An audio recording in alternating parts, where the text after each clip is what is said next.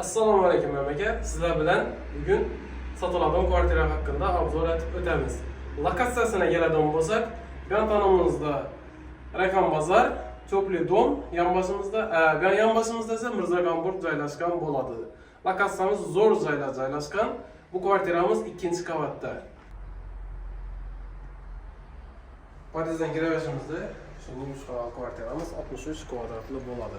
Yanımıza ötsek zalımız joylashgan. Yanımızda balkonlarımız var. Balkonlarımızdan taplastırıp kerak. Bemalol yozgi kuni salqinda chiqib o'tirsa bo'ladi dam olib. Bu yana o'tsek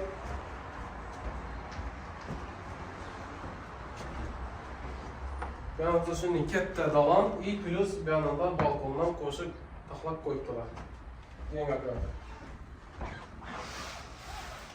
Yanımızda shunday odamlar taxlangan, bu yerda yana kotyolları bor. Ya qishni kuni issiqqina bo'lib turadi. Asosiysi oyoq teglari taxta poldan qilingan.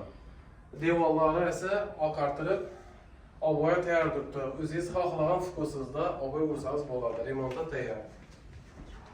Yanımızda ise spalnamiz joylashgan. Bu institut oynasi doğru qarab turibdi bana.